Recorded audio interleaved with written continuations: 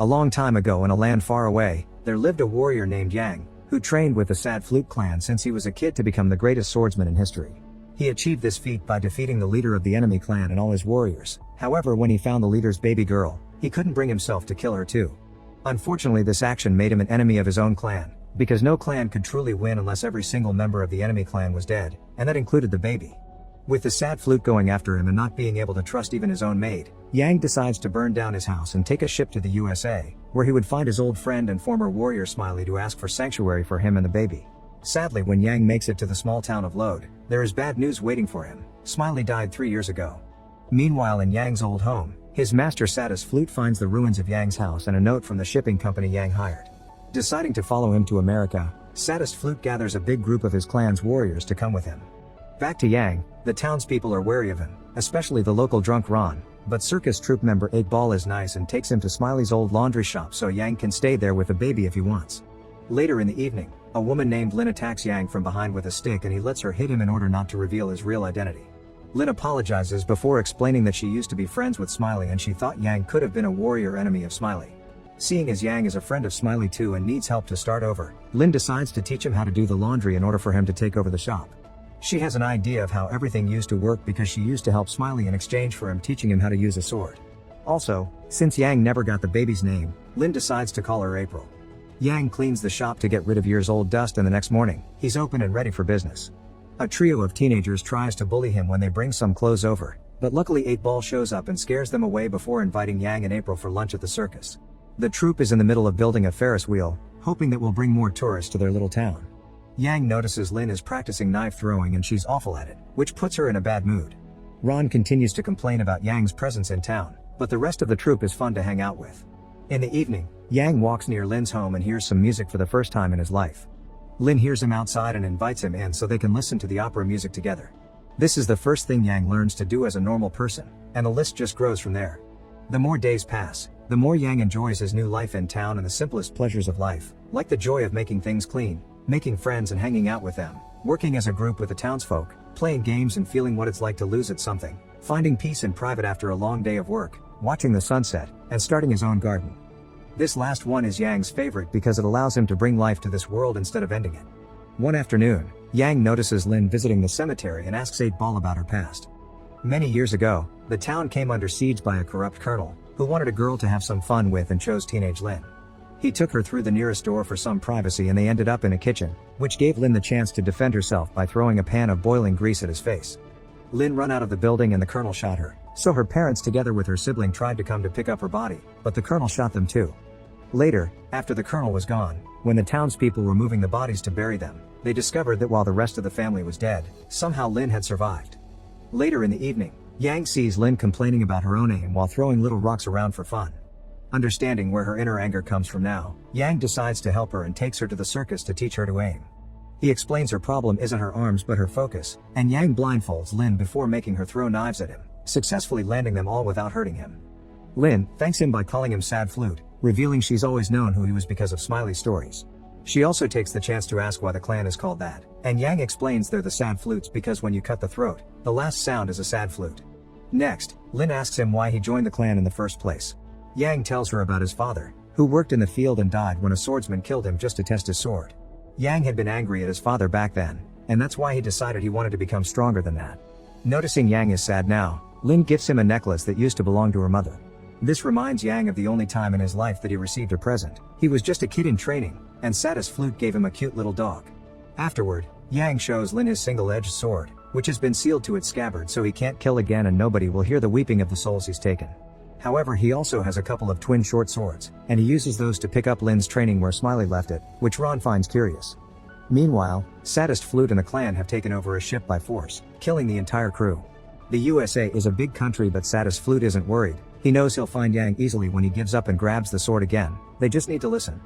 Back in town, Yang's new life continues as normal, dealing with the teenagers' pranks, cleaning the locals' clothes, taking care of the flourishing garden, training Lin, and teaching April to take her first steps. When Christmas comes, the circus troupe throws a big party. Yang attends but refuses to dance, and when Lin asks him to take her for a spin, they go back to training. Lin finally manages to come close enough to put her sword on Yang's neck and she takes the chance to kiss him, but Yang is too confused to reciprocate. At that moment, the colonel and his men arrive in town, letting their horses stomp all over Yang's garden. The colonel is wearing a mask now to cover the burns Lin left him, and he interrupts the Christmas party by bullying the circus troupe. His men use the clown as target practice, and when Ron tries to stop them, the colonel catches him with his whip around the neck and makes one of his men drag him through the sand while riding a horse. Then, the colonel shoots the clown in the foot before deciding he wants a girl for the night. The townsfolk know Lin will want to take revenge and do something stupid, so they tie her up in a cellar and Yang takes her swords. However, she has a knife hidden in her boot, and after the men leave, Lin frees herself. While Yang wonders if he should take out his sword, the colonel gathers the local women and chooses one that turns out to be married. When the husband tries to defend her, the colonel shoots them both, causing their daughters to come out from hiding to cry for them, and the colonel ends up choosing them instead. He has dinner while the girls wash, but his meal is interrupted by Lin, who is dressed up as a dancer and pretends to volunteer to be the colonel's entertainment for the night. The townsfolk discover Lin has escaped, and when Yang hears about this, he decides it's time to break the seal of his sword. Saddest Flute hears the seal being broken and the wailing of Yang's sword, so now he knows in which direction to guide his clansmen. Back to Lin, she tries to attack the colonel with her knife by surprise, but it turns out he's known who she is since the beginning and is waiting for her with his gun. With a shot at the ceiling, the colonel summons his men and makes them drag Lin to the bed so he can finally get what he wants from her, but they're interrupted by the sudden arrival of Yang through the window. He easily kills the other men and is about to kill the colonel too, but Lin stops him because she claims the colonel is hers. Deciding to use Lin as a shield, the colonel grabs her and pushes her with him through the window before running away as he rejoins the rest of his men. Lin follows him and uses her newfound focus to throw her knife, effectively killing the colonel, or maybe not. When the townsfolk come closer and take off the mask, it's revealed the body belongs to a random guy that was used as decoy, and the real colonel got to escape with his men. Yang goes to pick up his things in April, intending to leave town before he's found by Saddest Flute because he doesn't want them to be in danger. However, 8-Ball points out they're already in danger because the colonel will come back for revenge with even more men. Yang accepts to stay to help, yet the townsfolk think he won't be enough, but it doesn't worry 8-Ball, because he points out they also have Ron. It turns out Ron used to be an outlaw, and when he retired, 8-Ball buried all his weapons in the cemetery, so now it's time to dig them out. While Ron tests his aim and confirms it's as good as it used to be, Lin talks to Yang. She's already guessed that he'll leave when it's all over, and she wants him to consider taking her with him in April when the time comes. With the weapons, Ron finds his old cowboy clothes and takes them to Yang for cleaning. While the rest of the town uses the explosives to prepare traps, Ron and Yang bond over their pasts. Ron always knew Yang was a dangerous man because he could smell the blood, and Yang confesses he's always known about Ron too because of the same reason. The two of them shake hands and Ron explains he quit his very successful career as a thieving outlaw because the rangers that were trying to catch him killed his wife. Before dying, Ron's wife asked him not to pick up a gun again, and he stuck to that promise since then. Today, however, it's an emergency, and 8-Ball had told Ron his wife would have understood. Ron advises Yang that if he truly loves someone, he should stay away from them, not to bring them pain. Afterward, Yang gives Lin her swords back and reminds her of the best places to stab a man for a quick death, making her shiver with his gentle touch. The next day, one of the teens hides with April in a cellar while Yang waits at the town's entrance, and Ron positions himself on the Ferris wheel. When the colonel and his troops arrive, they ride ahead and stomp all over the garden again, falling for the dynamite the townsfolk had hidden there earlier. The explosion kills a bunch of them and creates a dust cloud that allows Yang to move unnoticed as he kills more of the men. The colonel orders his men to move ahead and reach the circus, where the carnival machines are suddenly activated and create more explosions. Ron begins shooting at them from atop the Ferris wheel, and when the colonel's men begin climbing the wheel to reach him, the circus troupe shows up to shoot them off. While Yang continues to move in the shadows to kill more men with his sword, Ron uses as many bullets as possible before sliding away on a cable. Once he reaches safety, they make the Ferris wheel explode, taking everyone down. The circus troupe comes out from their hiding spots, thinking they've won, but the colonel and some of his men are actually still alive. Many of the performers are killed, and when the colonel's men are about to surround them, the chase is interrupted by the sudden apparition of Saddest Flute and his warriors. A new fight starts between gun and sword users, and Yang tells Lin to run with April while he joins the battle.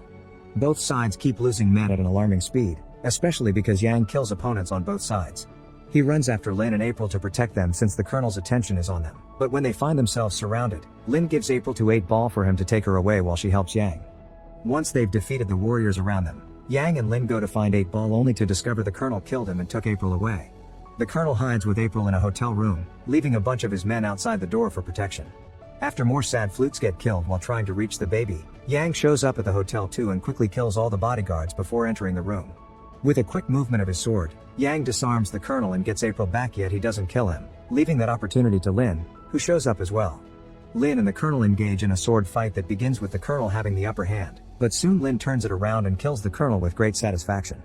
Afterward, it's time for Yang to confront his old master, who insists on the need to kill April because she'll always be the enemy. Saddest Flute doesn't think Yang has the guts to kill him in battle because he's always been soft of heart. When he was a kid, he had a lot of trouble killing the dog when his master ordered him to, and even as an adult, he couldn't even kill a baby.